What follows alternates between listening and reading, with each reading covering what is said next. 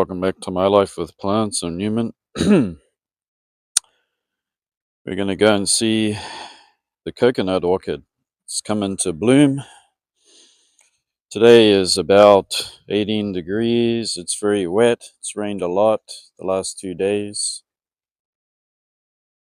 And the rains have brought a lot of these wild flowers into bloom. These paniculas almost ready to bloom, and these have.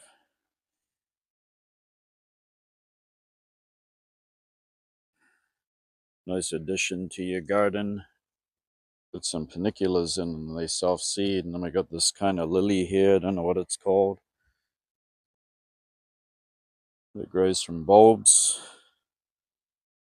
And we got this native lily here. It's finished flowering. It's the patterning on it is orange and black. It's a native lily there. So we're going to come through to this conifer. This is where I've decided to hang Maxillaria tenuifolia.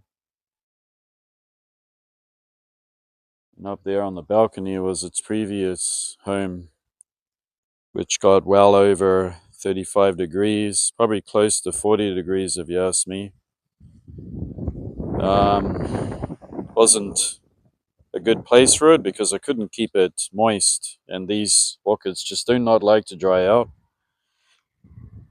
And I know that because I've seen them in my friend's collection, and she has hers actually in pots sitting on the ground in amongst vegetation, kind of like this, between trees and vegetation, and they were super plump and healthy.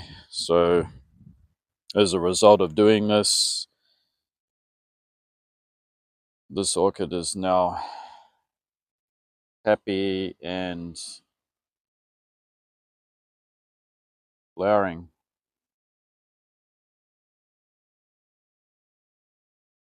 I don't know if we can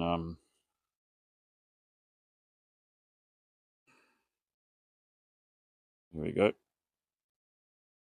It's a very deep red with that labellum that has the coloring on it, or the blotches of color of red. And this has the fragrance, as you all know, of coconut. Well, we think of coconut. I think of coconut oil when I smell these. We have one down here too.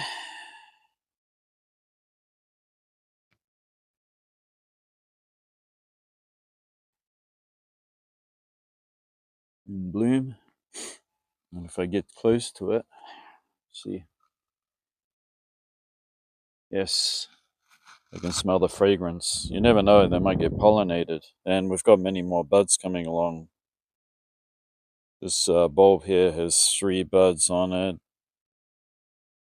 We have a big bud behind there. This plant is still relatively small, but that's because it struggled. It did not die, however, but it was pretty shriveled and struggling the last 2 years that it spent on the balcony. But as you can see here, these bulbs are very, very plump. And that's how it should look. It's growing in nothing but sphagnum. And the whole pot is not packed jam full of sphagnum.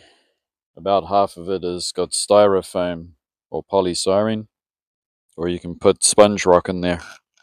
Doesn't need the whole pot full of medium, and it's kept moist constantly.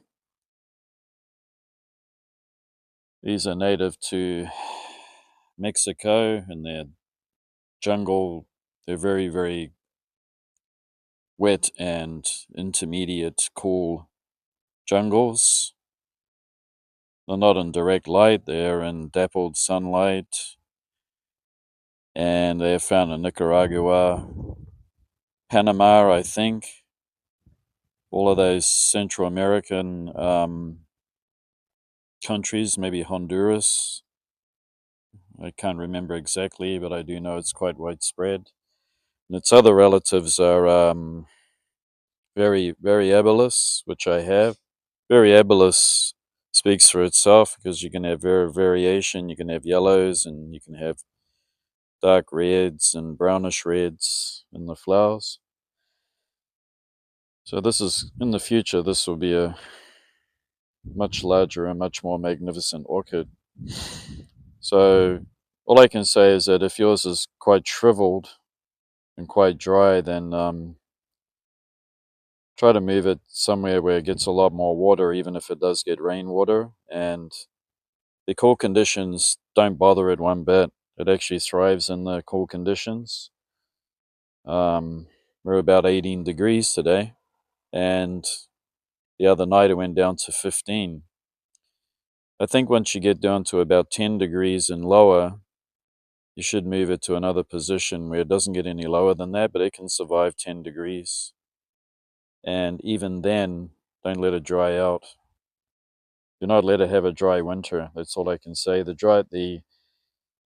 By keeping it moist all the winter long, it helped to bounce this orchid back into health again, for sure. And I did have to bring it indoors because we have very, very low temperatures, maybe not as low as a lot of you viewers, but it gets down to -8, and that's well below the line of frost. So we get permafrost even in the ground. Bicycles will thrust up from the ground, so it's pretty cold. And this particular orchid has to come inside, and the area that it spends its winter gets down to about 10 degrees. So it's pretty cool. It's almost cold.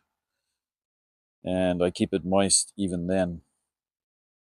And I'm just sharing this with you because this is part of why we do these programs. And I'm just happy that it's starting to do really well, because there was a time where I thought I was going to lose it. And I took some advice from another grower that's living in Florida, that said that they got to be in a lot of full sun. Yeah, well, maybe that's a big, huge specimen that can afford to die back here and there, but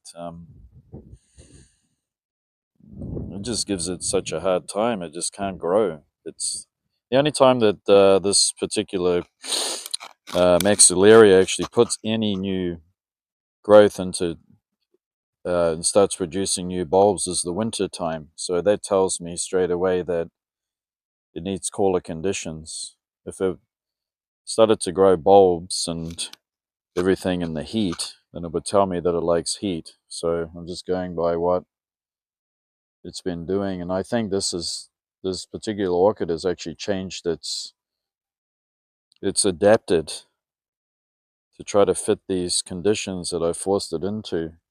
But it's amazing how it's adapted to it by making winter its growth cycle period, where it actually should be after it's flowered during the summertime. So, and there you have it, like 10 degrees, and this thing sends out new bulbs. All of the new bulbs are, of course, 1, 2, 3, 4, and possibly this one here. So 5 bulbs. And we'll just back up a bit so you can actually see this conifer tree. And maximum sun is up here, south, right? The sun will be right up above, and then it comes around to the west. This orchid has all this shade, and none of the direct sun will go on it. It's just bright light. Nice airy position. Yeah, even if I have to spread my orchids out really far and wide, I'll do that just to be able to grow a nice orchid. And it's got a happy spot, so I'm going to keep it there. Can't wait until it gets bigger. It becomes a nice full plant in the pot and has lots and lots of flowers. And I could do that. I could just go and buy a big specimen, but I don't want to do it. I want to learn how to grow them. So I'm just going to stick with small plants, grow them, and see just exactly what they need. Anyway, thanks for watching. You can have a look at this caterpillar here. Look, it's an inchworm. Look at the way it swings its, when it takes one step, it swings its head around. So it's mimicking branches, making it hard for birds to spot it as the wind blows.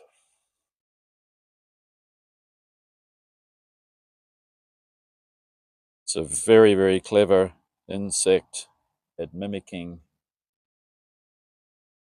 branches moving about in the breeze. Yes, all right. That's all for today. We'll be back to show more. We'll have another little look at the chrysotoxin, Dendrobium chrysotoxin. It's really been pushing out these flower spikes. The one here, that is definitely a flower spike for sure. You can tell by the way it's developing. You never know, it could become lunch for birds, and I should go out here and drop a net over it. But well, we will see. Usually the birds have more to eat and they don't pick on my orchids. We got one here, one, two, three. One I just showed you, which is four, and there's one hiding around the back here. It's hard to spot. Oh, there it is right there. There's quite a lot of them. And this is kept moist just like the Maxillaria there, and it's got a lot of animal dung pellet fertilizer.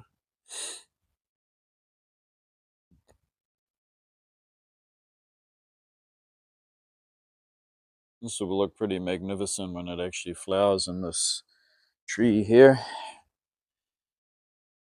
And that one receives just a little direct sun, a little bit. So it's just getting enough to get conditioned to it, but it's nothing full because it still has a lot of this shade here, which is good for it. And it's cooler.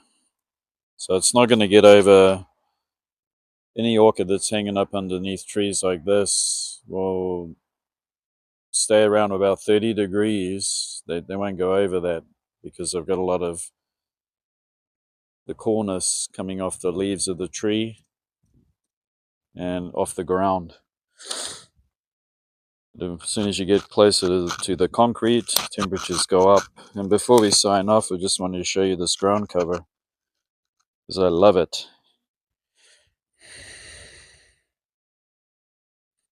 Look at these little umbels. These flowers are in umbels. And this is totally cold hardy. It'll die back to its root system. And it comes away again. And I'm the guy that's guilty of putting this in the garden, but I love it crawling over the pathway. I saw it just down the road, and there was some of it overgrown onto the path, and it took a little bit. Love this plant. I don't even know what it is, to be honest, but I love it.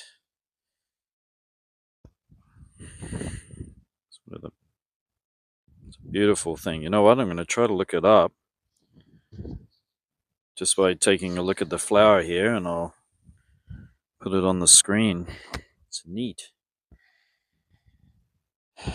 Baby's breath. This is called baby's breath. It's actually native to the US, I'm pretty sure.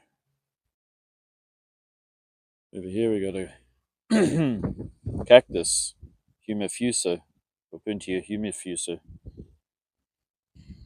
Got some variegated bamboo, and it's grown in a pot, just so it doesn't become adventitious and destroy the garden. And over here we have the Seleginella, with two different kinds there, or the resurrection fern.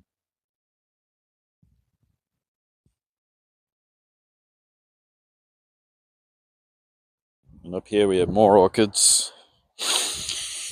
We have a pleasant surprise here because we have this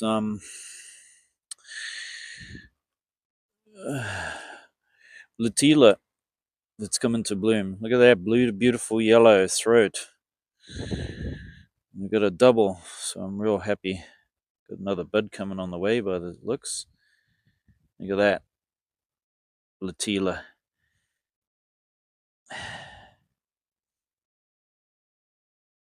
Very, very beautiful, huh?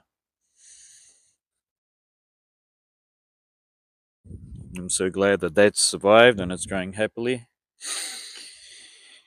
And the butterbur is getting huge, but don't mind having this in the garden because it produces some shade. I require some shade. My gardening techniques are a little bit different than um, the mother-in-law. I like to have a full garden, not all climbing and destroying itself and fighting for space, but I just like it slightly cluttered like this. This is how I like my garden. And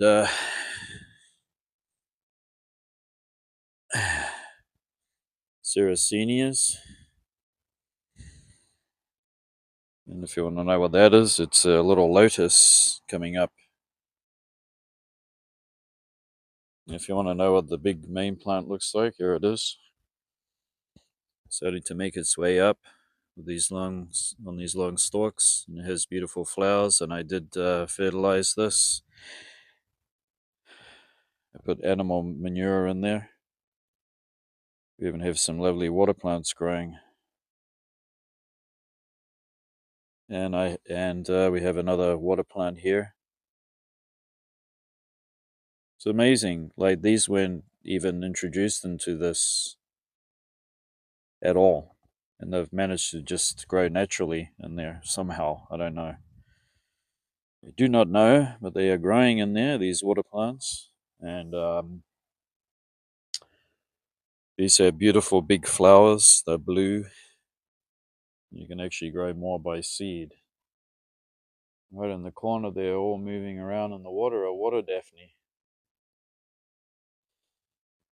Yeah, okay, so that is it for Maxillaria tenuifolia and a little walk around the garden. And we'll see you next time. Thanks for watching and enjoy growing your plants. Don't forget that looking after and growing plants is not a chore, it's part of your self care. So get outside, do some gardening. If you don't have a garden, buy some house plants and enjoy growing them. And until next time, bye bye.